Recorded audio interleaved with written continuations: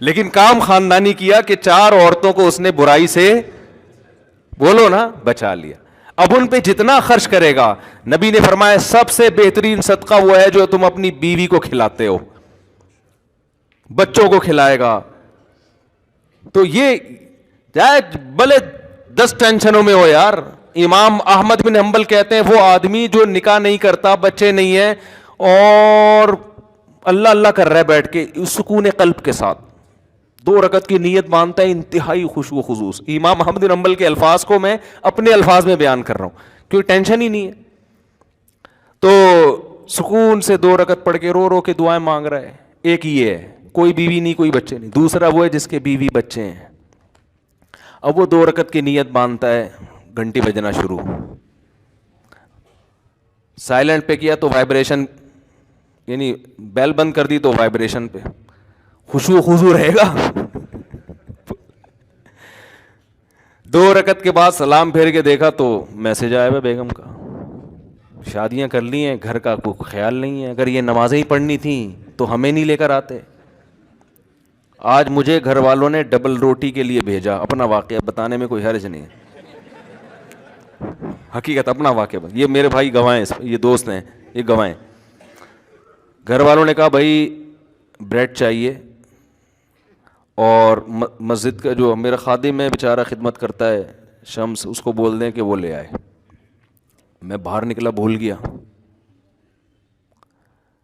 پھر میں گھر گیا, گھر والوں نے کہا آپ کو ڈبل روٹی لینے کے لیے بھیجا. میں نے کہا بالکل ذہن سے نکل گیا. اب میں گیا تو دیکھا شمس بھائی جمعہ نہانے کے لیے گھسے ہوئے ہیں.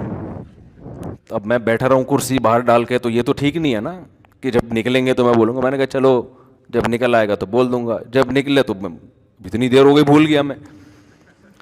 ایسے ہی پھر میں باتوں میں گھر چلا گیا. یہ خشوع و خضوع بتا رہا ہوں آپ کو. ایسا آدمی کیا خشوع و خضوع سے نماز پڑھے گا بھائی؟ اس کنڈیشن میں خشوع و خضوع سے نماز پڑھ کے دکھاؤ, پھر وہ میں مانوں گا یہ خشوع و خضوع کی نماز ہے. سمجھ رہے ہو نا؟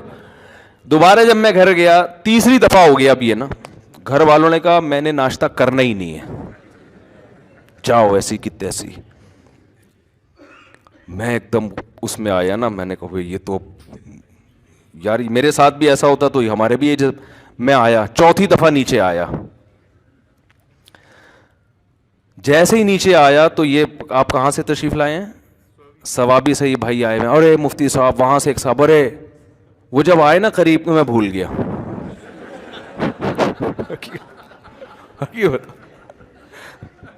حقیقت بتا رہا ہوں. میں آیا اپنے دفتر میں بیٹھا, لیپ ٹاپ پہ کچھ کام تھا. اب میں سوچ بھی رہا ہوں یار ہوا کیا ہے میرے ساتھ, یہاں تک کہ 1 بجا ہے, اور جب میں نے فون دیکھا تو گھر والوں کا فون آ رہا تھا. بس جو میری کنڈیشن ہے وہ ان کو پتا ہے. میں نے کہا میں تو فون اٹھانے کا میرے اندر حوصلہ نہیں. میں نے کہا آپ ڈبل روٹی لے جاؤ, گھر کے دروازے پر رکھ کر دھاڑ دھاڑ دھڑ دروازہ بجا دو. اور میں نے یہ سوچا کہ اب ٹوپی کے علاوہ میرے پاس کوئی کام ہے نہیں. اب ٹوپی کیا کرائیں گے, یہ مجبوری ہے بھائی. اب میں صاف صاف تھوڑی بھیج سکتا ہوں بھول گیا. بھائی ایسے کیسے بھول گیا یار؟ حالانکہ ہمارے گھر کا ایک سیٹ اپ بنا ہوا ہے, مہینے کا راشن آتا ہے, وہ سب سیٹ اپ بنا ہوا ہے. کبھی کبھار اس کی ترتیب ہٹتی ہے تو پھر ایڈجسٹ کرنا مشکل. گاڑی کا ایک ٹائر اگر زیادہ گھس جائے تو الائنمنٹ آؤٹ. اب الائنمنٹ صحیح کریں گے تو پھر وہ خراب ہو جائے گی. ٹائر نیا ڈالیں گے تو وہ پرانے والے زیادہ گھسے میں, یہ والا تو وہ ادھر سے, اب وہ ایڈجسٹ کرنے میں جب ترتیب آؤٹ ہوتی ہے نا. تو میں نے کہا بھائی میرے اندر تو اب ہمت نہیں ہے, میں جاؤں گا خام میں گھر میں الٹی سیدھی باتیں ہوں گی. جمعے کا ٹائم ہو رہا ہے, میں غصے میں یہاں کے بیٹھوں گا تو یہاں بھی وہ ڈبل روٹی کی باتیں شروع ہو جائیں گی پھر. تو اب آپ ایسا کرو, دروازہ بجاؤ اور پتلی گلی سے نکل آؤ. میں جب گھر جاؤں گا تو میں بولوں گا کب سے رکھی ہوئی ہے بریڈ گیٹ پر. یہی میرا, اس میں جھوٹ نہیں ہے. کب سے رکھی ہوئی ہے مجھے خود نہیں پتا, کب سے رکھی ہوئی ہے ایگزیکٹ ٹائم تو معلوم نہیں ہے نا. وہ بندہ دروازہ بجا رہا ہے یار, کب سے رکھی ہوئی ہے. تو یہ میرے ذہن میں پروگرام تھا کہ بھائی ٹوپی بندے پہ ڈال دو. تو آخر یعنی اگر اس میں ناکام ہو گیا تو کہیں گے اس نے, یہی چلتا ہے گھر اسی طرح چلتا ہے. ایسا نہیں ہوتا کہ میں بھول گیا تو میں پھر بھول گیا تو میں پھر بھول گیا تو پھر بھول گیا. تو خیر جلدی سے بات ختم کرتا ہوں.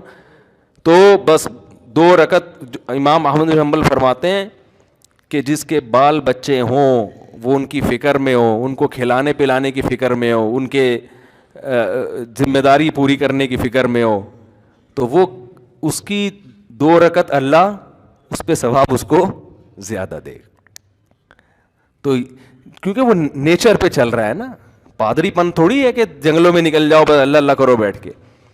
تو اصل جو قرآن کے احکام ہے نا, جس میں وراثت کا حکم ہے, سود سے بچنے کا حکم ہے, بہنوں کو وراثت دینا, کسی کا مال ناحق نہ کھانا, جو کام آپ کے ذمے لگا ہے وہ دیانتداری سے ادا کریں.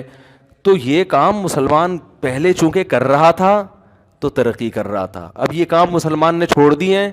اور اگر ہم جنت جہنم کو بیچ سے نکال دیں گے نا میرے بھائی, تو مسئلہ یہ ہوگا کہ یہ جتنے ہیں نا اس سے بھی جائیں گے. یہ ایسا نہیں ہو کہ چاند پہ پہنچنا شروع کر دیں گے, کیونکہ ہمارے لبرل لوگوں کے ہاتھ میں ہمارا تعلیمی نظام ہے جو مذہب پہ چلتے ہی نہیں ہے. تو دیکھو تعلیمی نظام کا کیا بیڑا غرق کیا ہوا ہے انہوں نے. اللہ تعالی ہمیں سمجھنے کی عمل کی توفیق عطا فرمائے. وما علینا